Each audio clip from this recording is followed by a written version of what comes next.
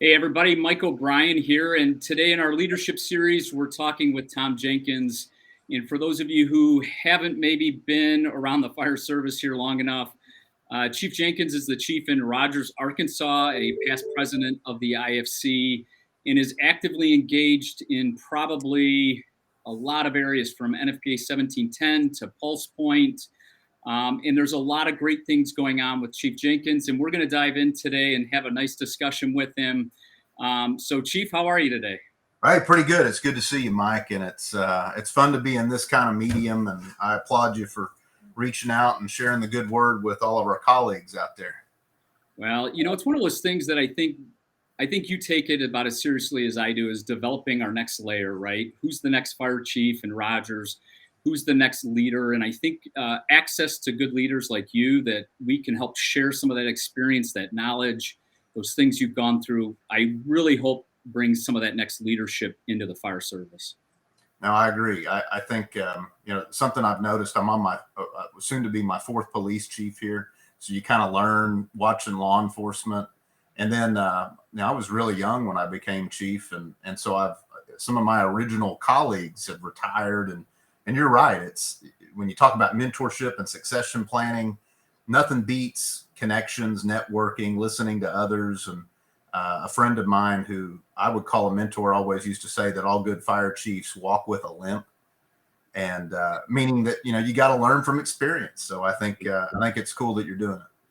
Yeah. All right. So tell us about Rogers, because I think a lot of people, when they hear Rogers, there's no way this town, like Jenkins is this.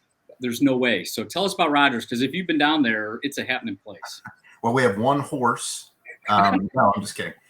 We have it's a wonderful city, and I didn't know anything about it 14 years ago, but I took the job in January of 2009, and so I've been here a long time as the chief. I moved over from Oklahoma, where I started my fire service career, and I always call it the land of milk and honey. It's very unassuming because Rogers, Arkansas does not sound like a very attractive place just by title.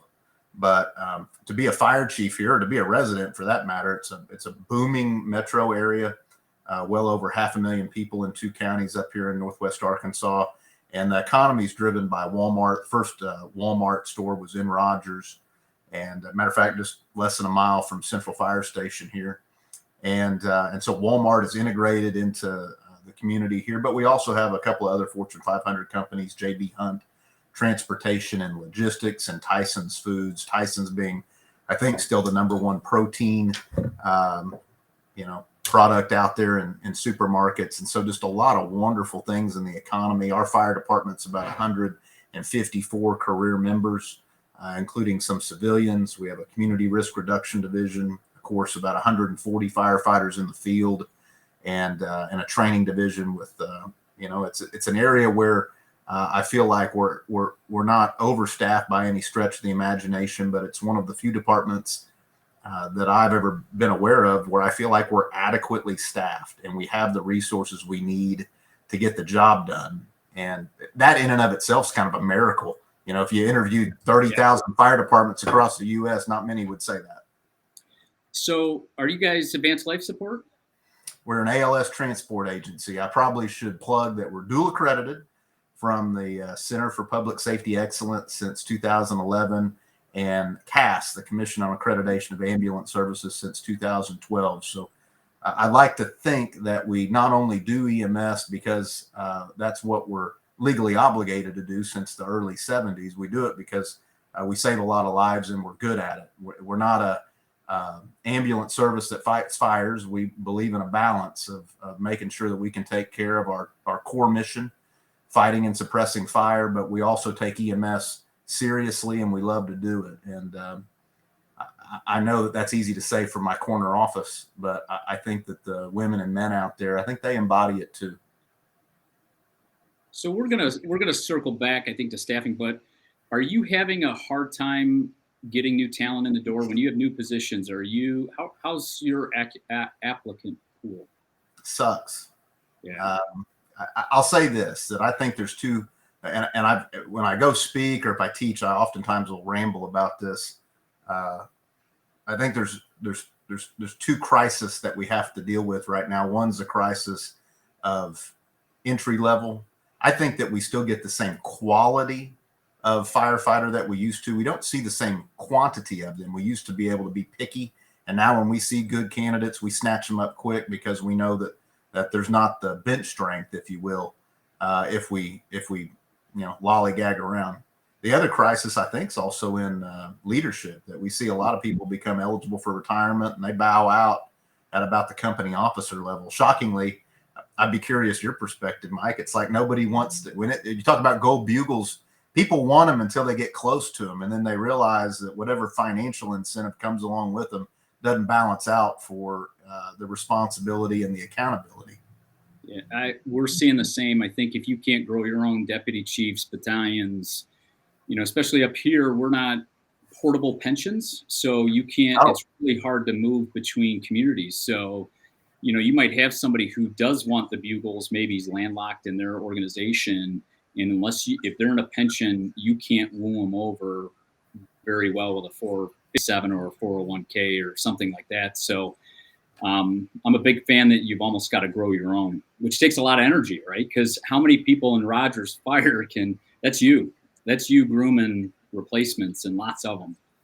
Yeah, and you got to get a lot of luck along the way. I mean, how many guys and gals do you know that put in the time, effort, energy, but due to timing, due to whatever variables influence their career, they don't even get the chance to get to those bugles. And so there's this whole intersection of all the things necessary to be successful in these roles, luck being one of them, present company included anyway. And I don't know, man. It scares me because it's easy to identify the problem, but the solution is so difficult to characterize. All right, so you didn't become this rock star overnight. Growing up, what was it like in the Jenkins home? Oklahoma? Is that where you grew up? Yeah, I'm an Okie. I have friends that say every now and then you can detect the accent. I don't know if that's true, but yeah, my parents were school teachers, so I think the best thing that ever happened to me was I appreciate the fact I appreciate government pensions. They retired well doing that, and I appreciate public service. But I also knew that being a teacher was not nearly as fun from my assessment as joining the fire department. And yeah, that was me growing up. Once I was able to drive and join the volunteer department, that it was game over at that point. And so off to Oklahoma State. I looked at the University of Maryland as well. Nothing against that fine institution, but OSU was close, and I felt like the academic rigor there matched what I wanted to do, and that was a phenomenal opportunity for me to connect with people. When I traveled, when I was the IAFC president, a lot of people would refer to the OSU folks as the OSU Mafia. I think it was supposed to be a positive context, but I don't know that mafia is exactly what gets us there. But it's just there's a lot of people connected in this business that have some OSU cowboy orange blood in them, and I think that's pretty cool. So, what is it about Oklahoma State? Like, I mean, right? We know if you're engaged in this profession, right? Probably the big three: Maryland, Oklahoma, Worcester, or if you're looking for a fire protection engineering. There's a couple others, but, up here in Michigan, we don't have a lot of Oklahoma State grads, but we see them right? Tanya Hoover, the deputy U.S. fire administrator, graduate. We've got, I swear, the entire West Coast is led by OSU grads. Alan Brunstini was, John Salka, and there's a whole bunch of us out there. A lot of sleeper cells of alumni. Yeah, So what makes OSU, I think, for most of us, right? Like I have a degree from Eastern Michigan Public Safety Administration. I'm not sure what that gets me, but what makes OSU? My friendship. Yeah, a lot of friendship. Yeah. So what is OSU different than the rest? Well, all of them are good. I have dear friends that went to Worcester Poly, the university. I mean, you look at like Steve Kerber from the University of Maryland. So it's not that it's academically more rigorous. I think that just like I tell rookie firefighters when we hire them, I say one of the most important things that can happen in your life is to know what you want to be when you grow up. And if I've had any blessing in mine, it's that I knew at a young age I wanted to be a fire chief, and I wanted to lead an organization that made a difference, albeit one call at a time. And and I've never not enjoyed work. Even on days that work sucks, I recognize that a bad day as a fire chief is still like better than the best day as an accountant, I think. Yeah. And so OSU, I think, struck a balance where you have the academic rigor, you understand the concepts and all the variables that play into fire and safety and occupational health, hazmat, industrial hygiene, but you become a well-balanced generalist. And that, for me as a fire chief, notably at OSU, I would say just 10 or 15% of those graduates may actually go into governmental service and municipal fire protection. Or even I'll expand that to the fire marshal's office. Most of them go private because that's, money talks. But as a fire chief, it's always given me not just kind of instant validation that I think there's some street credibility with the degree program, but while I may not be an expert in any one topic, I've always felt educated enough that I could have an intelligent conversation with somebody who was an expert, navigate whatever nuances needed to be handled, and that's nice. I mean, there's not too many people that go and get higher education anymore and go, wow, I use my degree. It's almost the opposite these days, where people are leaning more vocational. Mm-hmm. And I think higher education has a little bit of less pizzazz than it used to. And I'm happy that at least with OSU, I always felt like I had enough lab experience in the field. I was able to work on the fire department when I got that degree, all 4 years. Just everybody likes well-balanced individuals, and I think that university produces them by and large. So did you get, I'm assuming, Fire 1 and 2 in Oklahoma outside of the university setting, or did you get it as part of? You can do both. I was fortunate enough to get on the volunteer department at 16, and that opened some doors just, because you're officially affiliated with something. And so I got good advice when I was a young kid that just said, accumulate as much experience as you can as quickly as possible. And so I remember that. And unfortunately, that's made me a person that has a hard time saying no. I always try to take on opportunities and challenges because I think it makes me a better fire chief, a better, fill in the blank. But yeah, if you go into that program, there's a whole cadre of students that's where they get, their initial certifications. And so you can walk out of there as decorated as you want to be. Yeah, I think that my mom made me promise her I would finish my degree. So I was supposed to do construction management, and fell in love with the fire business. And that was mom's ask, was you still have to get your degree. Now, one of the best things I had when I was on 24-hour shifts was education relief. So I was 19 and a full-time firefighter, got my paramedic, and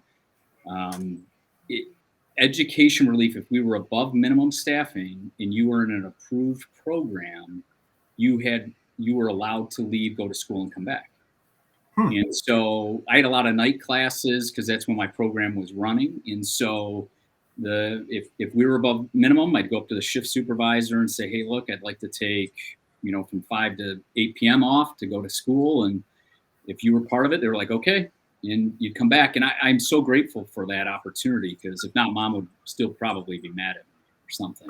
Did your mom, were they supportive of you getting on the fire department? I'm curious with a career change like that. Yeah. So, I overall now, yeah. Mom, I think, and I use this a lot when we bring new hires on, moms think you're going to die, right? They think we're going to be in this, right? You're in a profession where you could lose your life. And my dad just thought I could make more money another way. And that was their initial blush. And I think they thought it might wear off over time. Mm-hmm. So it hasn't. I always joke that my dad was going to be proud when I showed up in the Wall Street Journal. And for some code thing, I finally made it in the Wall Street Journal. And I'm like, Dad, look, it's official. We made it. I think that's good. It's funny when you're telling that story. I remember my parents always hoped I'd grow out of it, and I kind of toyed around with the idea of going to law school and being a physician. And I think it took, believe it or not, until one of the Fire Rescue International conferences that you and I would have been on the board together. before my parents, I think I felt like this intrinsic validation from them. Like, okay, things worked out okay. Maybe it wasn't what they desired exactly for me to do career-wise, but it sounds similar.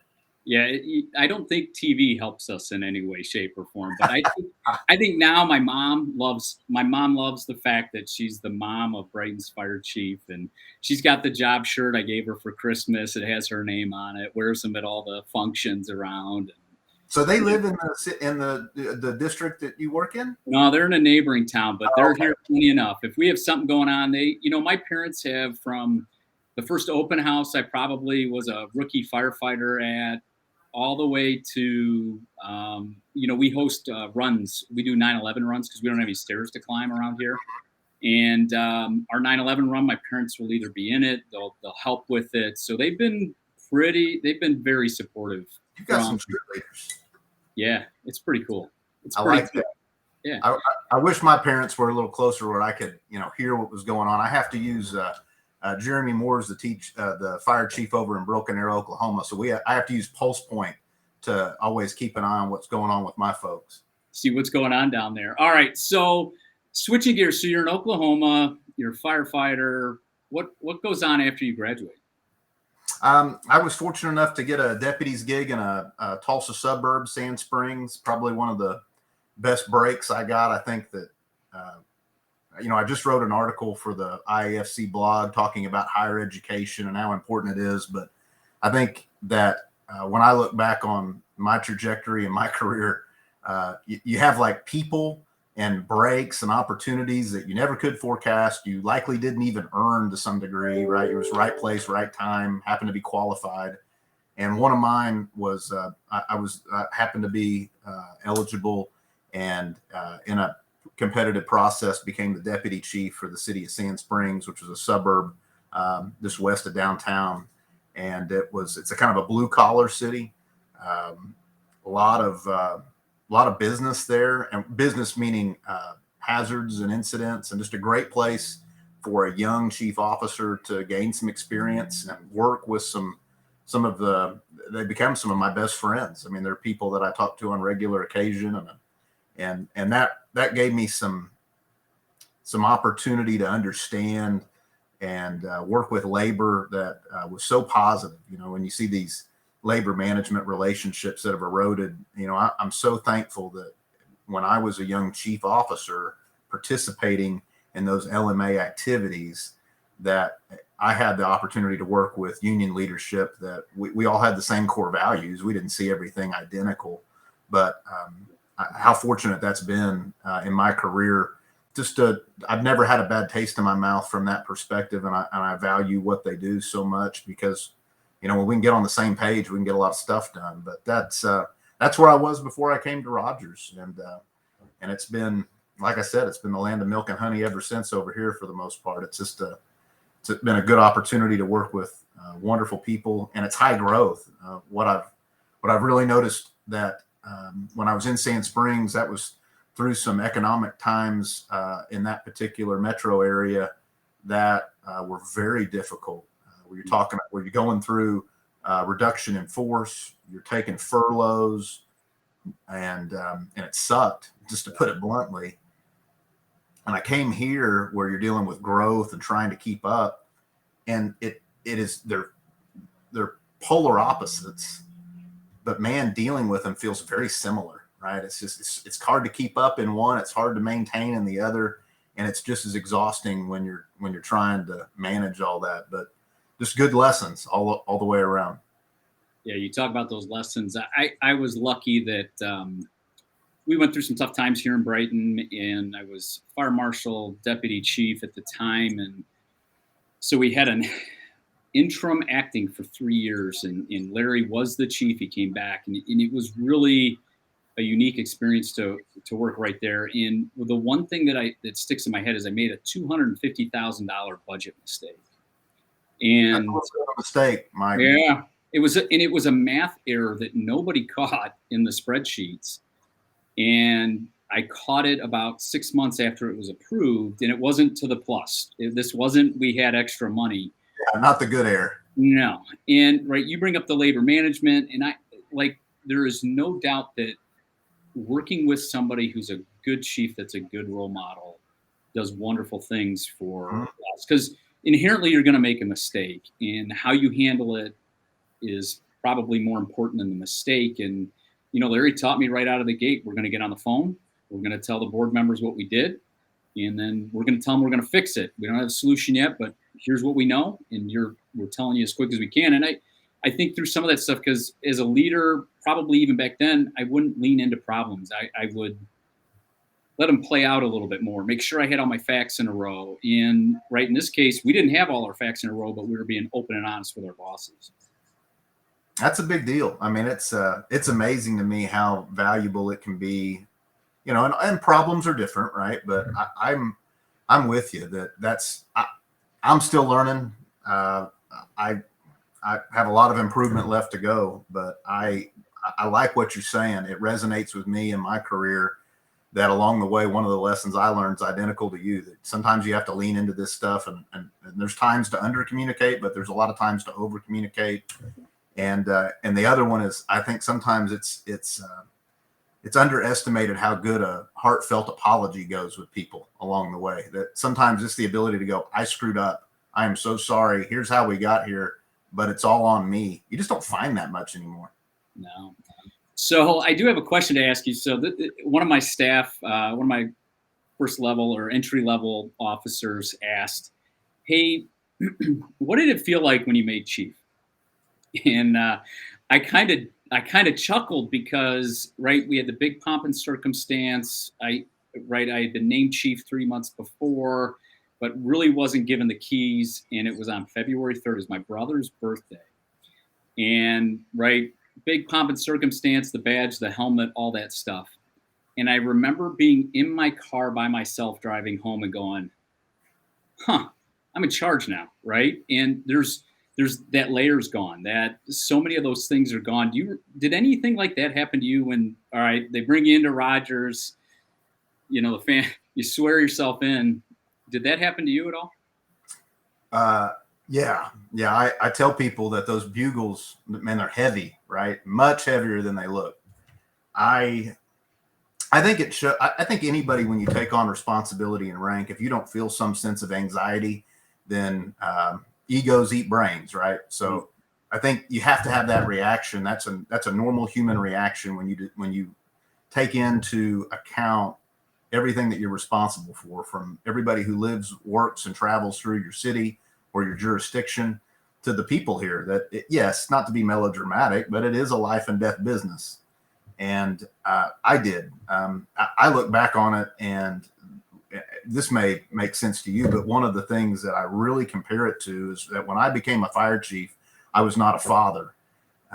It wasn't until years later that I gained that perspective. And the more and more I have experienced the journey of fatherhood, the more I compare it to being a fire chief. And I find that those similarities are startling in that you're nervous as hell on the front end. You get some experience along the way. And then looking back, it almost scares me more. I think I cannot believe that they trusted a guy like me to be the fire chief. Like, how stupid was my boss to hire me back then? I did not know. Now today, I think I'm an all right fire chief 13 years later. Yeah. But back then, it's just mind-boggling. So I'm with you. And I look at fatherhood's the same way. I'm still shocked that the government entrusted me to raise these 3 children. And but here we are. Yeah, I look at the pictures from 10 years ago. I'm like, who gave the kids the keys? And yeah. So, all right. So you are a pretty high. I want to talk about kind of maybe your personal strategy and then how you develop some people. But first, before we talk about developing people, you do a lot. You are high speed, as high speed as probably fire chiefs come. Right? I'll take that compliment from you. Yeah. Because I can sit and talk to you about data. I can sit there and talk to you about ALS. I can talk to you about.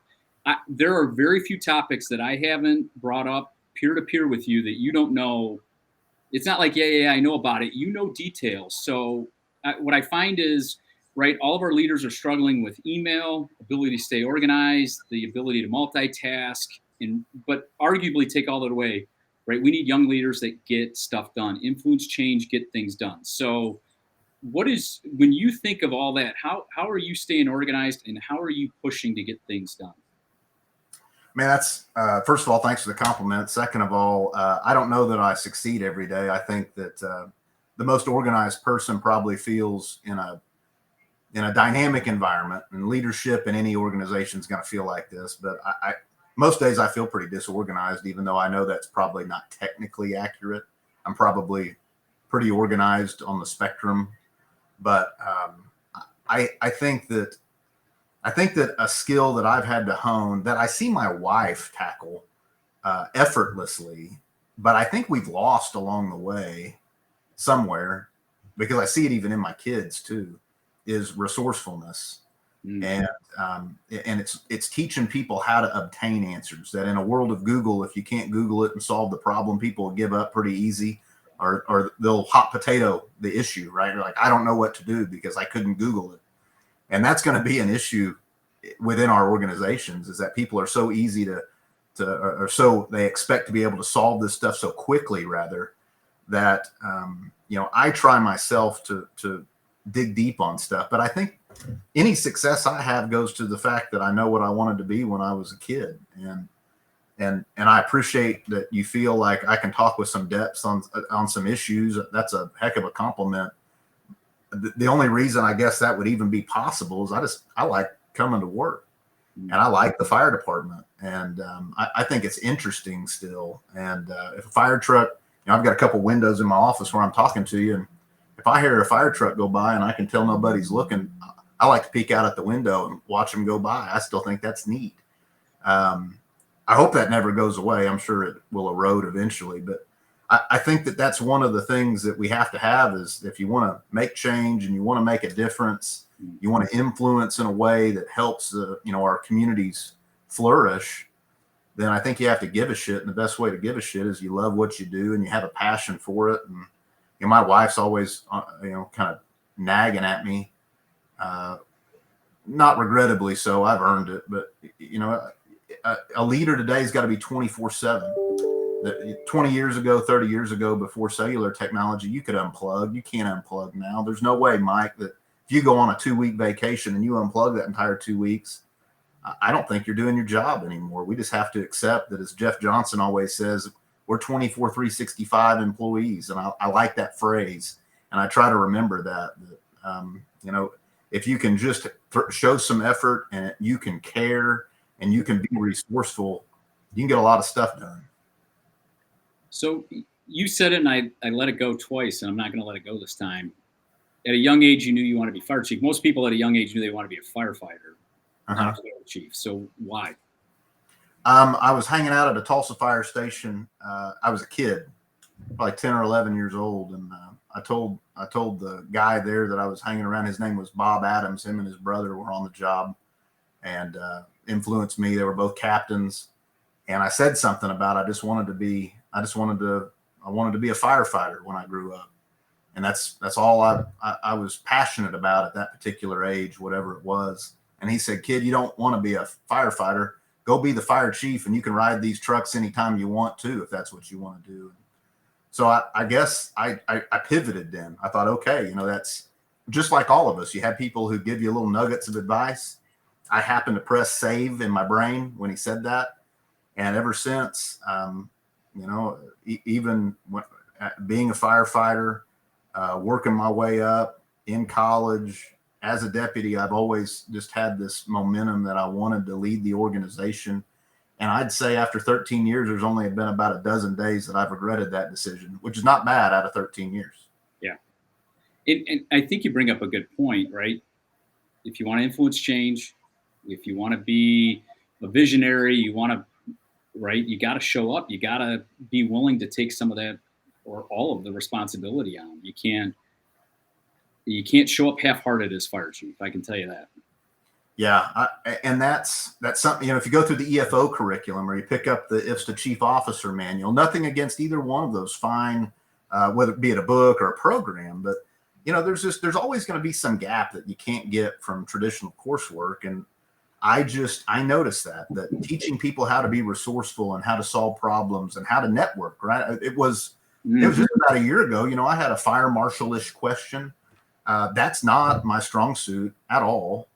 But being resourceful is knowing Mike O'Brien's cell phone number, right? Yep. And being able to have a better understanding within 15 minutes, that makes me a better fire chief. And teaching people the value of networking and having friends to phone, and it's a force multiplier. But yeah, you have to care, you have to show up, and that's a hard one too. Work ethics, as the father of a 16-year-old, work ethics, I do not believe are what they once were.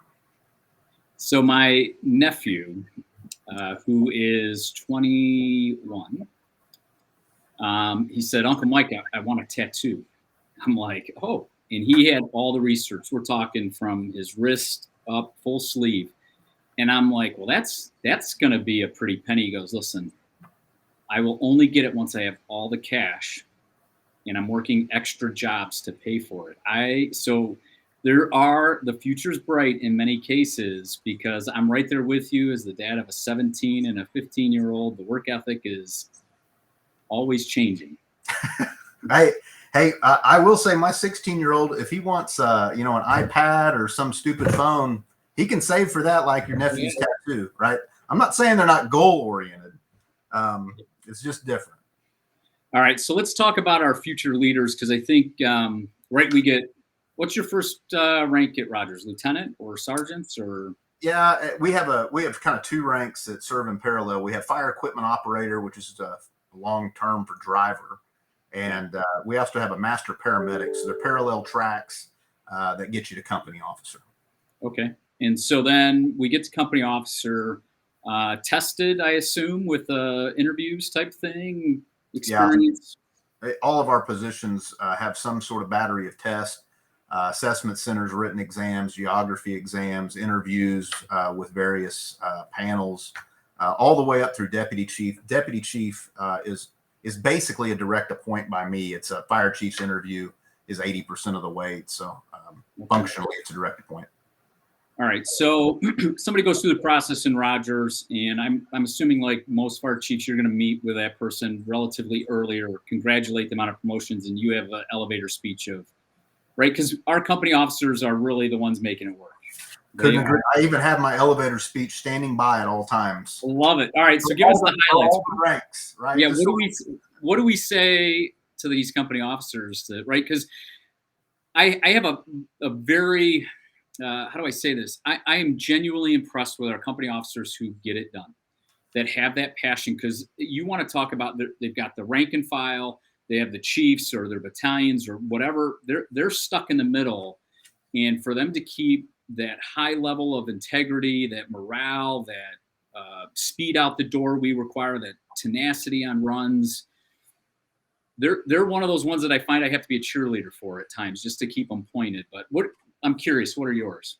Man, you're spot on. I love that word tenacity. But one of the things that I tell them, and this is, I don't know, probably 24 bullets. I didn't always do this. I used to rely on battalion chiefs and kind of entrusted everybody to do it. And that's nothing against my battalions. I don't need them pissed off at me. But 3 or 4 years ago, I realized I was failing, because there's some value for the fire chief. We're just a big enough agency that if I don't sit down with them and have this conversation, I may never get that opportunity to influence how they develop before their mold is, the way it is, and influence is not as effective. And so I tell them things like they're the most important rank on the whole job. They're way more important than me. For our firefighters' morale, for their safety, they figure out what policy. I can hang out in my office all day and hammer out policies, and then the captains out there figure out whether we're going to follow them.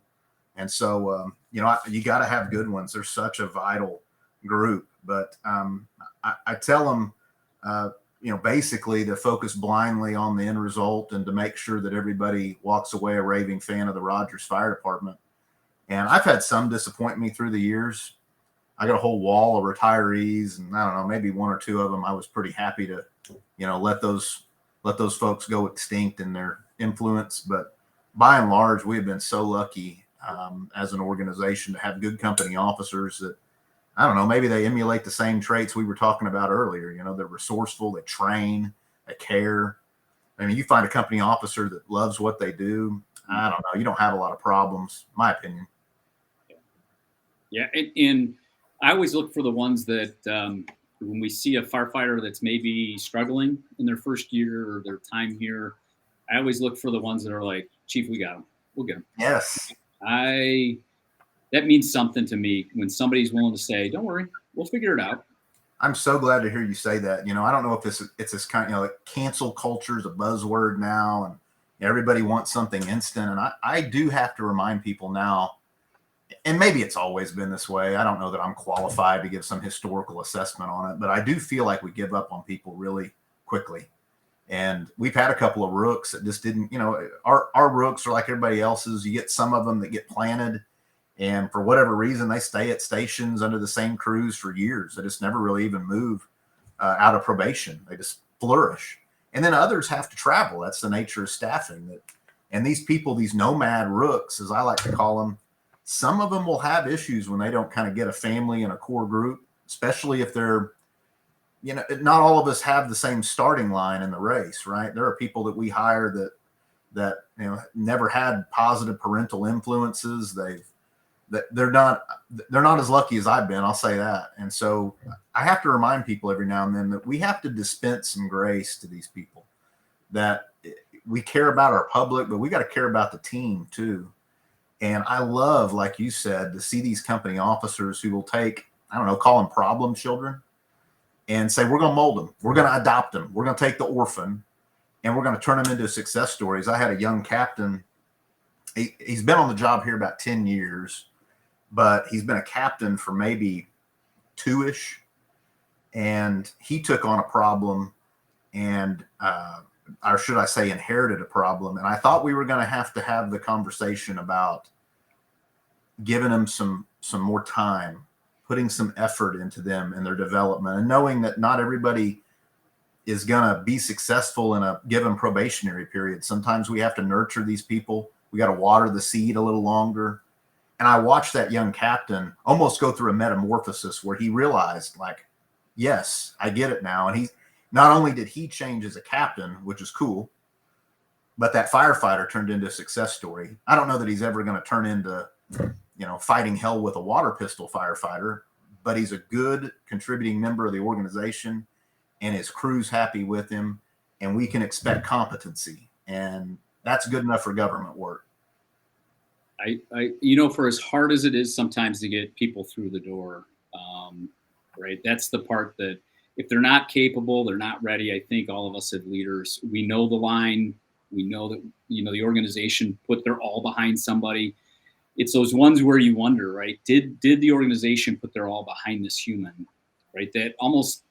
That's the fire chief view. That's that bigger view that I think a lot of us graduate, because sometimes people say, man, why didn't the chief get rid of this cat? Why didn't, what are they seeing that we don't? And I think sometimes there's more to the story that we're all trying to dissect and figure out. And trust is probably in there with our company officers too, right? Yeah, I think you're right. I mean, we tell our incident commanders that they have to be the first people to believe a building's on fire and the last people to be convinced that the fire is out. Or they have to be the first people to believe in victim survivability and the last people to be convinced of untenable conditions. Yeah. I think it's kind of the same way with our employees, is that if you're going to be a good leader, you got to believe in people. You got to believe that they can change, that they can improve. And you have to also underwrite that sometimes you're going to get screwed over and sometimes you're going to be dead wrong.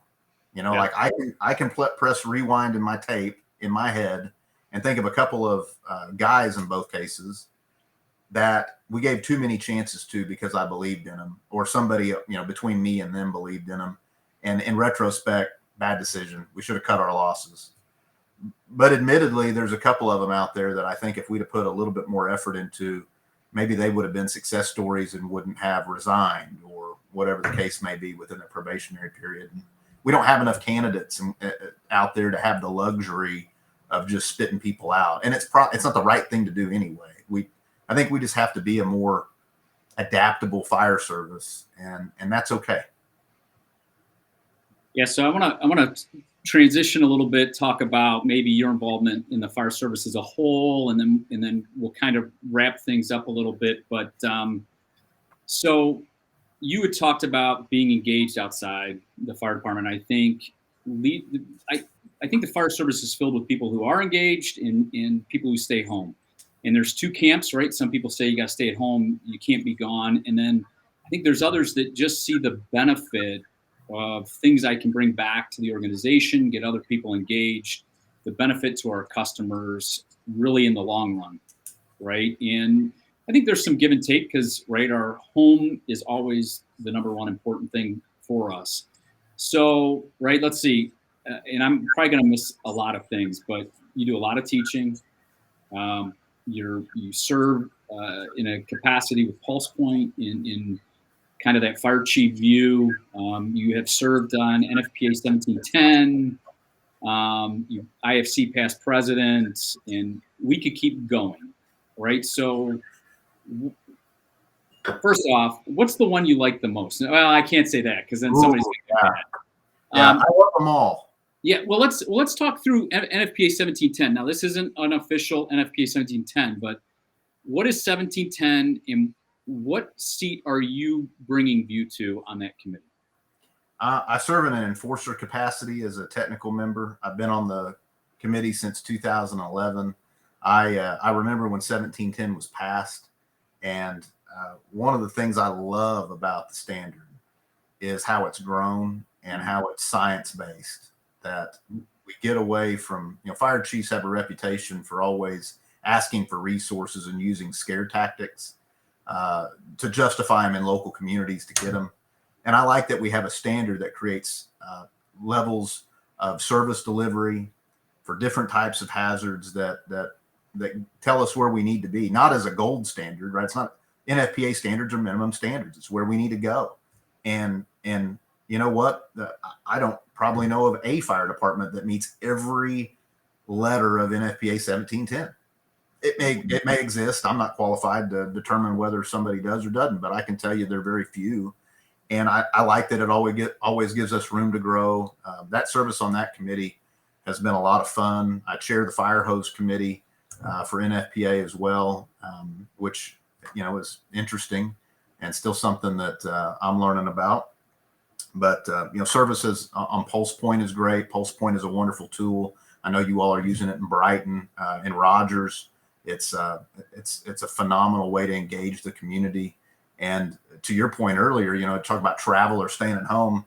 Now with Pulse Point, I have literally been in Guam and listening and to calls going on in my own jurisdiction. So oddly enough, I think that maybe for fire chiefs, you can travel now and still stay connected. But I'm on the IFSTA board and NFF's advisory board, and all of those I think are rewarding experiences for sure. Yeah, and I think, so many people are like, hey, NFPA is this big ship, and they don't realize it takes human beings to write, and whether I always tell people all the time, you want to get engaged in the fire service, find something you're passionate about. You're the turnout guy, apply to be on the NFPA committee. If you're the air pack kid, go apply to be on that fire hose. And especially now, half of them are 3/4 of the time they're remote. Yeah. Anyways, get engaged because you can influence, and you're gonna sit there with everything over your head for the first 3 years, anyways. And you got to tell your story. You got to get engaged. Well, if it wasn't for 1710, that's where I got to meet Lori Moore, who's turned into a wonderful friend through the years. And yeah, I mean, you got to step up. I remember talking with Mark Light in probably 2014. And I told him I wanted to be involved. I had been fire chief here by then 6 years. We were accredited. We've got our ISO 1. And so I felt like I had accomplished what I needed to here. And it was a little bit less growth, a little bit more maintenance. And I remember calling him and saying, hey, I want to be more involved in the IAFC. And he kind of tilted the question back to me. He said, well, then get more involved in the IAFC. And that next year I ran. And I got more involved in the IAFC and got to meet you and all, it was, I think for all firefighters, well, I shouldn't say firefighters, for all fire chiefs, but firefighters as well, your advice is spot on, Mike, is that you can be on the sidelines or you can get on the stage. And it's easy to be on the sidelines or in the audience and, complain about the standard, complain about the IFSTA book. But I tell my folks the same thing, that get on those standards. Go participate on an IFSTA validation committee if you got an issue with the book, and make it better. Because none of these things are written. They're not inspired by the holy choir of angels. They're humans like us that make them, and they can be made better, and they should be made better. So kudos to you for that kind of advice. All right, so let's talk about your time as IFC president, right? So I think Tom kind of hinted here, right? It's a big deal to become the IFC president. You work your way through second, first, all the way up. I know, Tom, you ran against somebody, but describe, right, for people who don't know, I kind of call it, hey, at some point you become the nation's fire chief in many ways, right? There's trips to DC to represent the fire service to Congress at the White House. There are association matters to run, and then there's presentations and kind of moving the fire service along. So what do you remember as your time as president? I had 13 months that I got to serve as president. I loved every second of it. I don't think I'd want to do it twice.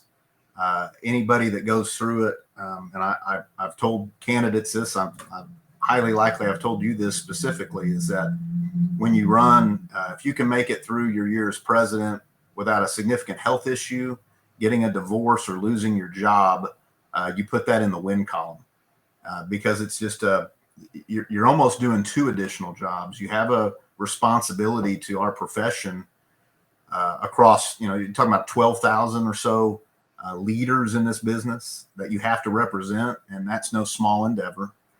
And then to also run the business of an association it can be painful. And I know this so happened that I was kind of like a Charles Dickens presidential term. It was the best of times and it was the worst of times. And all the time I went through my chairs, the second vice, first vice president, and past president, and stuck around for a little bit to help with the CEO transition, even after past president. And it was such a great experience because I got to travel literally all over the world, into the Middle East, into Guam, Saipan, and the Marianas, and some of that. And but most importantly, you only get a short window to make a difference. I'd like to think that in some small way, maybe I helped.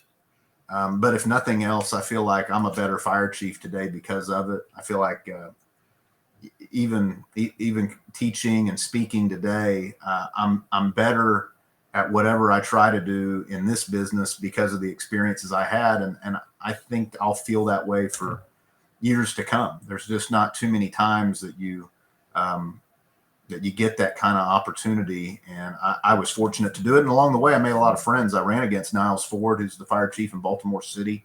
And even though we were running against each other, and that sounds adversarial, truth be told, Niles has been a great pick.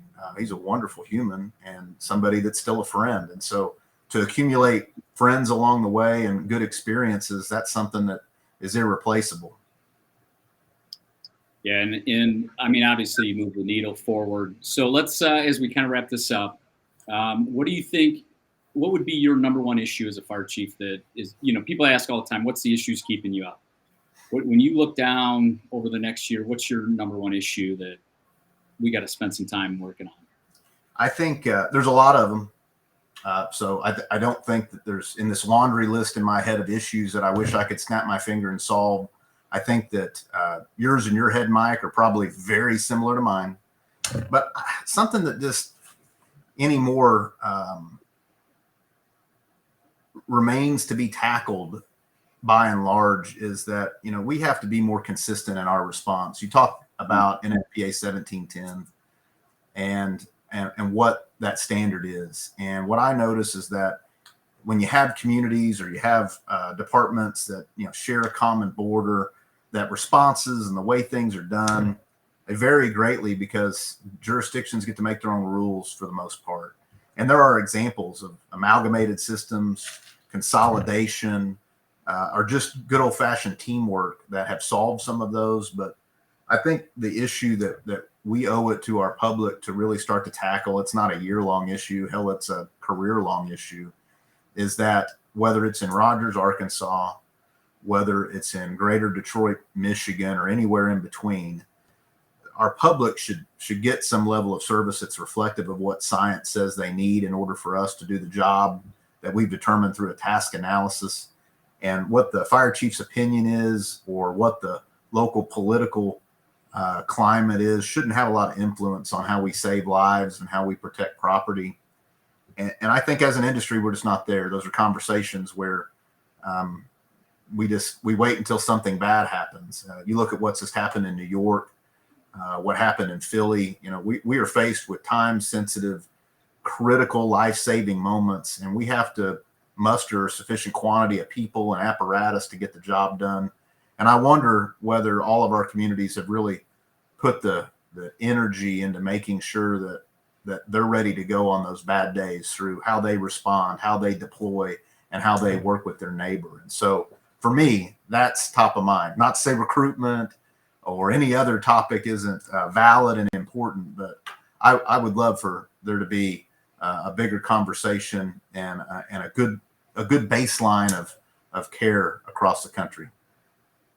Do you think accreditation has ramped your opinion on that, or gotten your staffing to where it is because of accreditation? Accreditation has definitely helped. I think that if you look, and as a matter of fact, we just had a site visit here, I don't know, a month ago, and we're just reaccredited by the commission, not too long ago as well. And what I have to remind the chief officers that I've worked with, because I've had turnover, retirements and stuff within my staff, is that you do accreditation to identify kind of, they go through your closet and they find your dirty laundry, right? They figure out where you can improve. It's not to say you're not doing a good job. It just means you got room to get better. And I point to accreditation and give them a lot of credit for helping our department build stations, add resources, increase our staffing, and just, your average citizen in the city of Rogers has no idea what accreditation means, but I'm confident that it has impacted all of them significantly in our ability to do our job. So yes, I think it has influenced my opinion as to why that's a priority. All right. So New Year's resolutions, we all probably made some promise. I don't know. Maybe you did, maybe you didn't. I think for me, I think I've grown as a leader. I'm not the same fire chief I was 10 years ago. And I think the things that present on my desk are way different.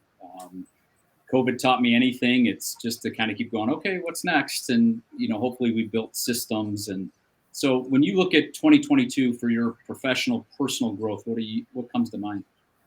Well, something I'll give you a little credit for this, actually, Mike. You don't even see this coming, is I have always been really good about doing some healthy activities in my life. I read, and I make sure I'm kind of a stoic, and I don't let emotion govern my reactions to problems for the most part. I'm pretty good about that.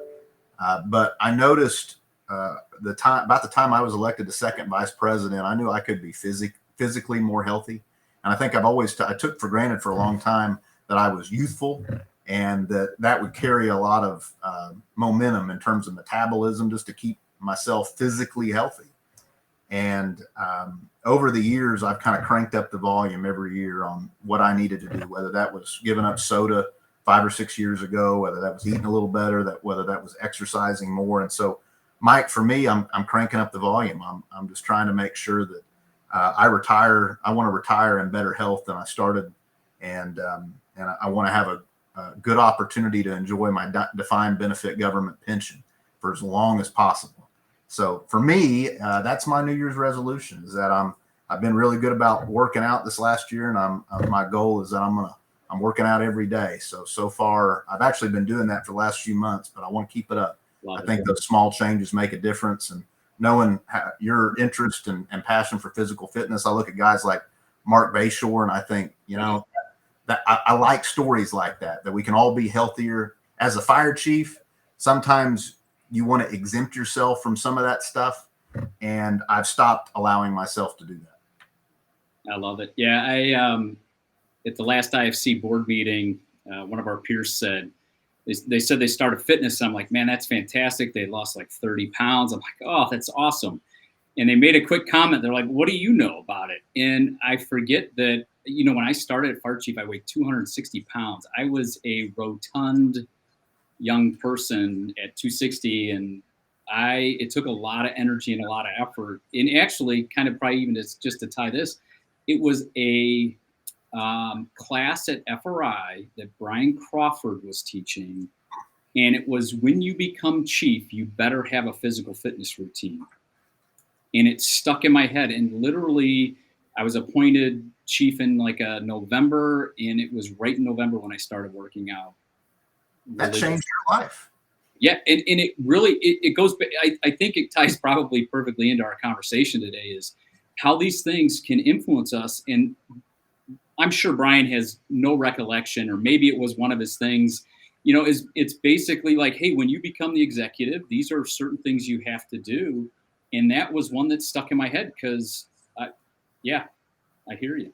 That's a good one. I mean, I wish I would have heard that. I mean, I never had a need to catastrophically shift. I've never really had a weight problem, but I look back on pictures and I go, I'm a lot healthier today. And to your credit, Mike, in the time I've known you, I never knew you to be rotund. And it wasn't until somebody, and it may have been you, told me that. But I love those stories. Mark Bayshore posted something a couple of years ago, I don't know how long ago it was, where he shared his story. And sometimes you look at these people who are definitely fit and taking care of themselves, and you kind of assume they were that's in their DNA and they were born that way. And it's so cool to me to go, no, those are people who course corrected, and they're going to live another 10 or 15 healthy years because they took care of themselves. And I definitely needed to do it myself. And, I hope that, that kind of influence is something I can give to somebody along the way too. All right. So here's your last bit. Anything else to wrap it up? What's your advice to the fire service going forward? Well, I think that if there's anything I can tell the fire service, it's that we need, as awesome as retirement is, we need good people right now. And I think that nothing replaces people that care and have a passion for making things better. And, I encourage people that when you're faced with an opportunity, promotional opportunity, an opportunity to take on a leadership role, be it in a committee, be it fixing a problem and stepping up to, serve in some capacity that's additional to your primary job. I just think we're at a point in the history of the fire service that we need more people raising their hands saying, I got it, give it to me. I'll work 10% more. And, that's my advice for the fire service is right now, let's buckle up, and we got a lot of things going. And I think we need all the help we can get. All hands on deck. Love it. I love it. Well, if you all take time, you can connect with Chief Jenkins on Twitter and probably on a couple social media platforms. He's out there. But more importantly, head over to your favorite iTunes podcast and listen to Chief Jenkins on the iChiefs podcast. If you're not taking time, it's a very worthy listen to while you're working out. He has some really great people on from all different types. And I think here recently, the Oklahoma City training guy, that was a really good one. So connect with Chief. Chief, thanks for your time today, and we appreciate everything. See you, buddy.